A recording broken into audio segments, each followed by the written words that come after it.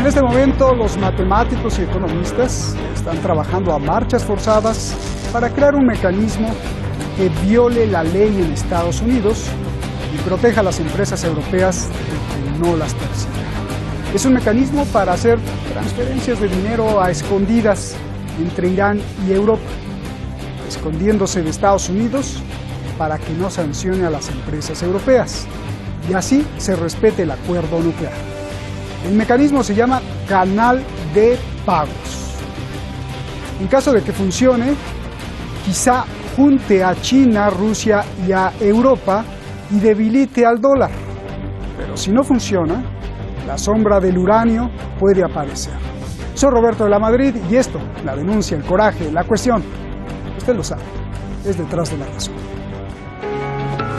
The E3, EU +2, China, France, Germany, the Russian Federation, the United Kingdom, with the High Representative of the European Union for Foreign Affairs and Security Policy, and the Islamic Republic of Iran, considered ways forward to ensure the full and effective implementation of the JCPOA in all its aspects. They also took stock of the process of finding and operationalizing practical solutions for issues arising from the unilateral withdrawal of the United States from the agreement.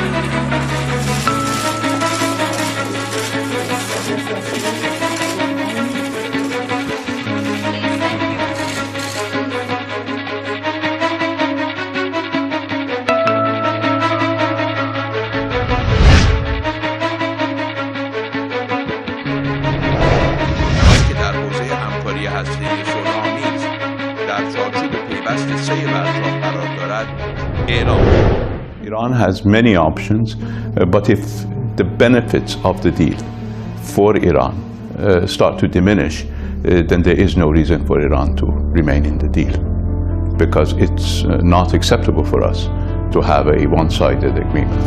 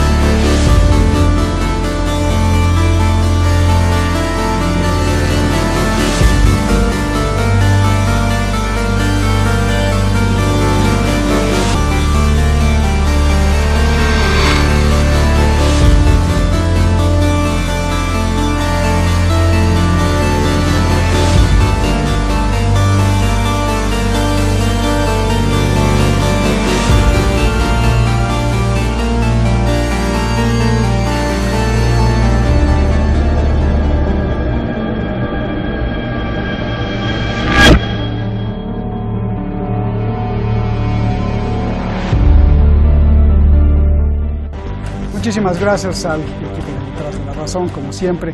Gracias a usted. Vuelvo a insistirles, gracias por el cariño al programa. Fue sorprendente que YouTube nos cerrara el canal. Y ya en unas semanas, todos los seguidores del programa ya están pasando al nuevo canal. Ya tenemos otra vez a nuestros cientos de miles de seguidores. Gracias y saludos a todas las partes del mundo que nos ven. Vamos directamente con nuestros invitados. Eduardo Vior, analista internacional, está allá en Buenos Aires, ya está ahí con nosotros. Y Eurico Campano, periodista en Madrid. Gracias a los dos. Buenas noches aquí en Teherán.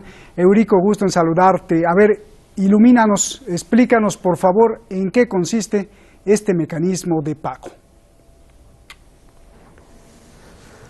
Bueno, pues por explicarlo sin excesivos tecnicismos, para no aburrir a la audiencia, esto lo que trata de garantizar es crear un circuito en el cual, merced a la concurrencia de 7 bancos centrales europeos, con las autoridades y con las empresas iraníes, también con las empresas europeas, se pueda establecer un canal de pagos aparte que no comercie en dólares, sino en euros o en otro tipo de divisas, y puedan eludir las sanciones injustas y a todas luces irracionales que los norteamericanos querrían y no tendrían ningún empacho en imponer, no solamente a las autoridades o al gobierno iraní y a las empresas iraníes, sino también a las empresas europeas que, en virtud del libre mercado y de su propia voluntad, quieran seguir negociando con Irán. Así de simple.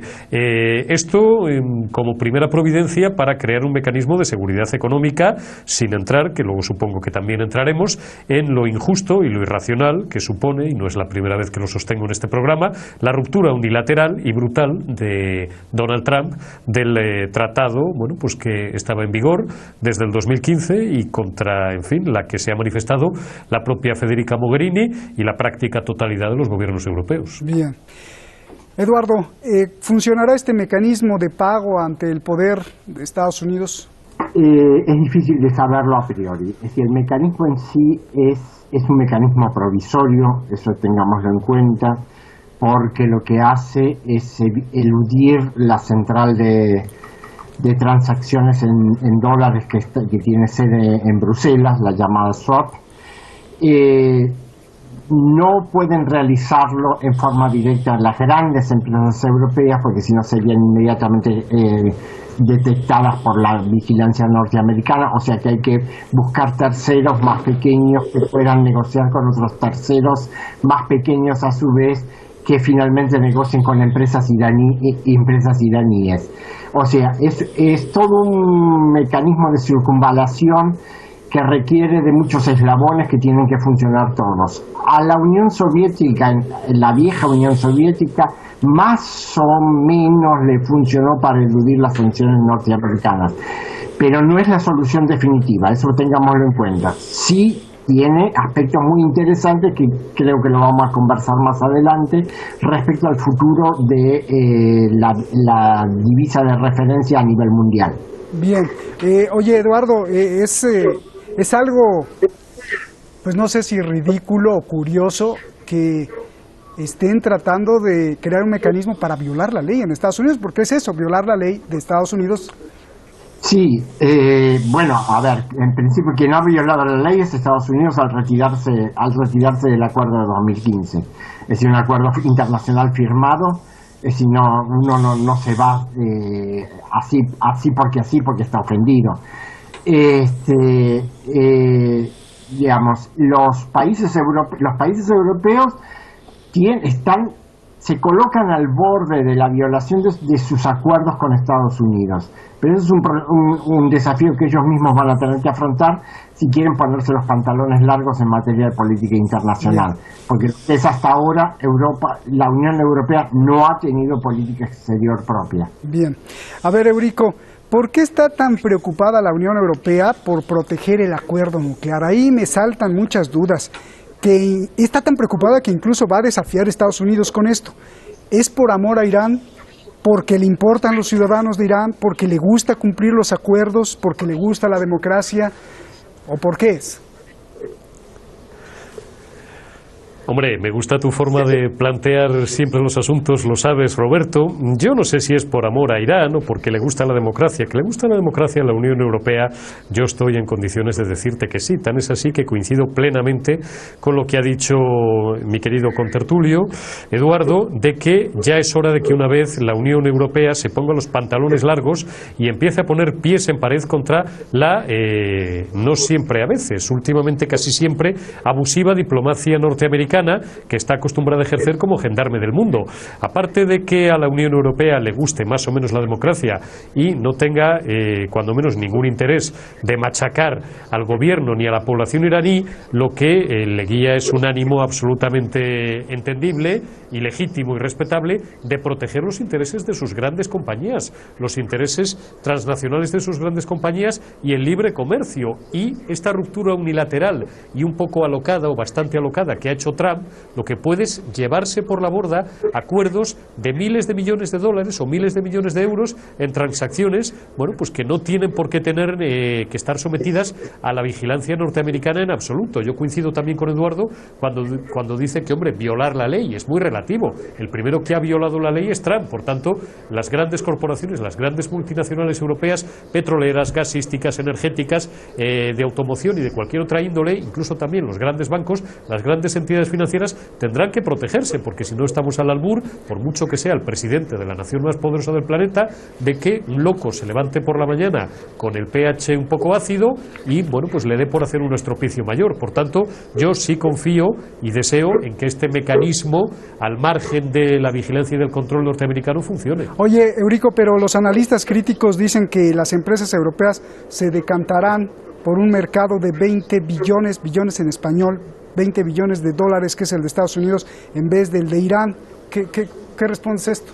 No lo creo porque Estados Unidos tiene también su propio problema con sus medidas proteccionistas absolutamente abusivas y absolutamente anacrónicas y absurdas adoptadas desde la llegada de Donald Trump a la Casa Blanca y que, por su lado, están ya fastidiando, con perdón de la expresión coloquial, bastante a los intereses comerciales de las grandes multinacionales europeas. Cuidado con eso porque también los grandes, sobre todo estoy pensando en Francia y Alemania, podrían adoptar medidas recíprocas con respecto a los Estados Unidos y entonces ese gran macromercado del que tú hablas podría verse seriamente dañado por ambas partes. Qué duda cabe que el comercio con Irán es infinitamente inferior al comercio que pueden tener las grandes naciones de la Unión Europea o de la zona euro y no de la zona euro, si tenemos en cuenta Gran Bretaña, con los Estados Unidos. Pero yo creo que el mero hecho de poner en marcha y que Estados Unidos vea seriamente que hay una voluntad por parte de Bruselas y de la Unión de poner en marcha un sistema de estas características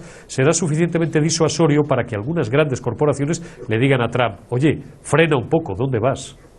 Bien, a ver, Eduardo, pues yo siempre desconfío de los políticos, entonces como que algo me huele raro y yo por eso quiero preguntar, ¿es posible que la Unión Europea quiera respetar el acuerdo nuclear porque en el futuro quiere una movida con Rusia? Es decir, quiere tener la opción en el futuro de comprar el gas de Irán y así ya no depender del gas ruso y deshacerse de esta mordaza que es para ellos Rusia. A ver, ahí se dividen las opiniones, ahí es el punto donde hay que dejar de hablar de una política europea, porque Alemania tiene un interés estrecho en tener vinculación con Rusia, por eso es que está tratando de construir el gasoducto del Báltico, el Nord Stream 2, pero además porque Rusia es el lugar de pasaje para sus vinculaciones con China. Y Alemania no puede vivir sin el comercio con China y la red ferroviaria que China está construyendo es vital para Alemania. Ahí los intereses de Francia y Gran Bretaña difieren de los alemanes, porque Francia y Gran Bretaña en las costas atlánticas de Francia y Gran Bretaña se han construido recientemente grandes plantas de regasificación del gas licuado que importan desde Estados Unidos. Hay una competencia por el mercado europeo entre el gas norteamericano y el gas ruso. A Europa en conjunto lo que la une es el interés en tener terceras opciones.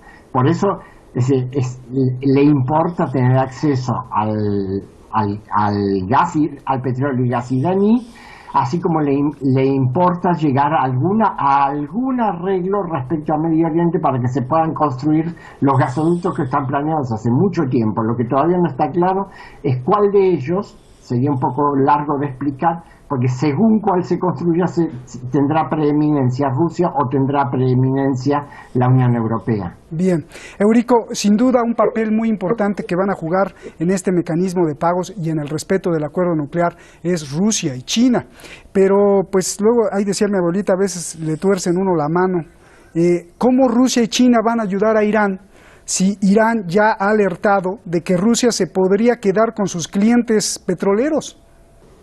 No creo que a Rusia eso le afecte ni lo más mínimo, porque hay otro tipo de contrapartidas que probablemente a Vladimir Putin le interesen mucho más, como es todo el reequilibrio. No olvidemos que la situación en Siria no está en absoluto arreglada, y todo el reequilibrio de pues el tablero geopolítico en Oriente Próximo. Yo no creo, no acabo de ver la razón por la cual Rusia e Irán tenga que ser sinceramente competencia en ese aspecto. Es más, yo sinceramente, en función de unas demandas energéticas cada vez más crecientes, a pesar de las limitaciones y de todos los protocolos medioambientales, tengo para mí, no soy el único analista, lo tengo escuchado, analistas económicos mucho más expertos que yo, que hay mercado para todos, de la misma forma que tradicionalmente España, por ejemplo, ha sido consumidor de gas neto de países como Argelia, que no estamos considerando en esta conversación porque están fuera de este debate. Por tanto, yo no creo que Rusia e Irán entren en gran competencia. Yo creo que a la Unión Europea le interesa mantener sus buenas relaciones con Irán. De ahí este tinglado que están montando, que no es menor, tampoco lo vamos a minusvalorar, de saltarse o orillar un poco el sistema de transacciones dejando a los Estados Unidos a un lado, pero también a la Unión Europea le interesa mantener unas extraordinarias relaciones con Vladimir Putin, a pesar de Crimea, a pesar del conflicto con Ucrania y a pesar de un montón de cosas. Yo creo que el que debería de doblar el brazo es Donald Trump, no sea que, y esto es menos ingenuo de lo que parece, todos los actores al final se vayan a ir entendiendo entre ellos y vayan a ir encajando entre ellos las piezas del puzzle, y el que se quede al final a un lado sea los Estados Unidos de América. O sea que prácticamente el acuerdo nuclear podría ser una de las piezas claves en la historia. Ya cuando seamos ancianitos, veamos, mira, ese fue el parteaguas para unir China, Rusia, la Unión Europea y todos, y dejaron solo Estados Unidos, ¿no? No es descabellado, no quería yo llegar tan lejos, Roberto, y espero que lo veamos mucho antes de ser ancianitos, porque todavía nos consideramos de mediana edad, pero qué duda cabe que es un punto de inflexión muy importante. Subrayamos hace algunos meses en este mismo programa, cuando conversábamos, la gravedad que había tenido la ruptura por parte de Donald Trump de este acuerdo unilateral, sobre todo porque además en diplomacia es lógico que las naciones defiendan sus legítimos intereses, pero siempre como dicen los ingenieros de los que estoy rodeado, con unos parámetros, con unos criterios claros. El problema de Donald Trump no es que defienda los intereses de su nación, es que no tiene criterio alguno, es que cada día muda de criterio, varía. Por tanto, es como dejarle a un mono una pistola, solo que el mono pues es el inquilino de la Casa Blanca y maneja algo tan delicado como es el equilibrio geopolítico mundial. Pero yo creo que este acuerdo, por el bien de todos, debe de volver a resituarse con Estados Unidos o sin Estados Unidos. A ver, regresando del futuro, regresando al presente, mi querido Eduardo, y saliéndonos del zoológico de los monos. Irán dijo que si no funciona el canal de pago, entonces sí, abandonará el acuerdo nuclear. ¿Qué significa esto, Eduardo? ¿Y cómo reaccionaría la comunidad internacional al ver que Irán comenzaría a aumentar el enriquecimiento de uranio? A ver, tengo que hacer una brevísima disquisición sobre lo que acaba de decir mi colega. Yo no coincido. Yo creo que la política de Trump la política internacional de Trump es altamente racional y calculada. Y creo justamente, ahora siguiendo a esta pregunta que me acabas de hacer, que, Irán está negociando al límite como puede, es decir, con las cartas que puede. Parte de eso ha sido el lanzamiento de misiles contra los terroristas en Siria hoy a la mañana, no va a tratar de no tener que volver al enriquecimiento de uranio, porque sabe que es la ruptura de relaciones también con Europa, y que eso va a tensar demasiado la situación en un momento que no conviene. Yo creo personalmente estoy bastante convencido que en el punto límite, después de las elecciones legislativas norteamericanas del 6 de noviembre, se va a llegar a una nueva negociación, y que lo que están tratando de hacer todas las partes es de endurecer sus posiciones para hacer elevar el precio de un acuerdo, para no tener que conceder tanto después. Bien, Eurico, la réplica rápido para hacerte la pregunta. No hay modos. Tan es así que el 30 de julio pasado, Donald Trump, no es que reculara, pero bueno, manifestó su disposición a volver a hablar o a renegociar o a negociar con las autoridades iraníes. Y por una vez, no sin que sirva de precedente, pero por una vez tengo que estar al 100% de acuerdo con lo que manifestó el gobierno iraní. A lo mejor es que una negociación planteada casi como un chantaje, como podría verse mi querido contertulio Eduardo, digamos que muy educadamente lo llama como elevar el listón. Podemos hablar de un chantaje, en este caso por parte de los Estados Unidos, pues no es interesante para Irán. Sí coincido en que a Irán tampoco le interesaría volver a enriquecer uranio, porque entonces la posición de la Unión Europea podría quebrarse, es decir, Europa puede proteger hasta un punto a sus grandes multinacionales, pero lo que no puede tampoco es dar la sensación de que ampara de alguna manera a lo que sería visto por el resto de la comunidad internacional como si una violación flagrante de los términos del acuerdo si Irán volviera a enriquecer uranio. Habrá que esperar y ver. Probablemente ese punto de las próximas elecciones norteamericanas en noviembre pues sea interesante, porque precisamente en noviembre, y no es baladí la fecha, entrarían en vigor la segunda fase de las sanciones o de las medidas coercitivas anunciadas por Trump, y esas afectan directamente al gas, afectan a los bancos centrales y afectan a los grandes núcleos energéticos de la política internacional. Yo espero, en fin, de la cordura de esa administración paralela que dicen que se ha instalado en Washington, que eso no llegue a buen puerto, no llegue a implementarse. Bien, entre monos e inteligentes es el debate de hoy. Bueno, muchas gracias, Eurico, coincido contigo y también con Eduardo. Eduardo, esta pregunta se la hace todo mundo y ojalá me la puedas contestar tú también, Eurico. Así como antes estaba dividido el mundo en dos bloques entre capitalismo y comunismo, hoy estamos viendo la nueva división entre proteccionismo, nacionalismo y multilateralismo. Es una pelea entre la raza pura y los de la globalización, y si esto va a marcar el fin del dólar. Por favor, Eduardo. Empiezo por el final. Tendencialmente el dólar va a acabar como moneda única de pago, por la simple razón de que Estados Unidos no tiene con qué respaldar tremenda responsabilidad. Ya viene chantajeando al mundo con su fuerza militar desde los años 70, cuando abandonó la paridad dólar-oro, pero eso no puede durar eternamente. No es una cuestión que se vaya a resolver mañana, pero eso tendencialmente va a ser así. Respecto al nuevo ordenamiento del mundo, es difícil saberlo. Por un lado, hay una realidad geopolítica, que es que se ha restablecido el antiguo conflicto del siglo XIX entre las potencias marítimas y las potencias euroasiáticas, las potencias continentales.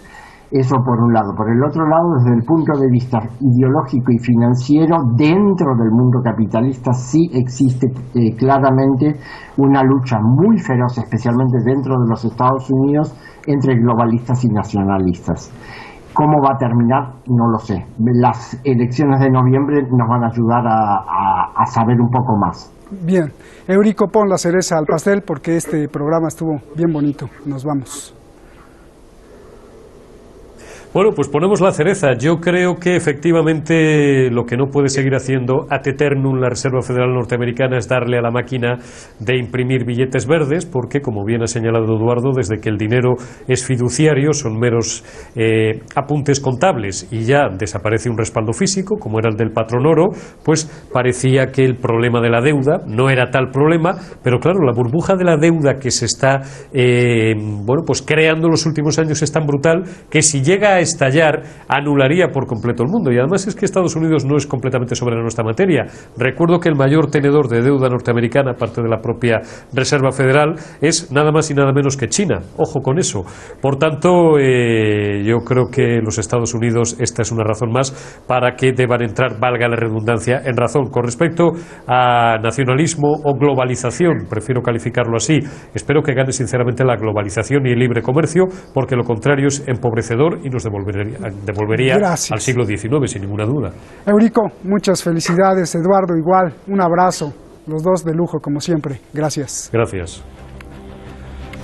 Ahora ya con la distancia, a varios meses, podemos ver claramente por qué Donald Trump se salió del acuerdo nuclear. Él dice que es por los misiles de Irán, entre una de las tres cosas. Y yo pregunto, ¿en realidad le importa a Donald Trump que Irán lance misiles y que llegaran a caer? ¿Le importa a Donald Trump la gente? ¿O es que no quiere que Irán evolucione al siguiente paso? Como me dijo el analista internacional Carlos Lenín Rodas Malca, el siguiente paso sería el espacio, la tecnología espacial. Mañana preguntemos justo eso, porque esta madrugada Irán lanzó varios misiles. Buenas noches. Gracias, Carlos Lenín, por tu apunte.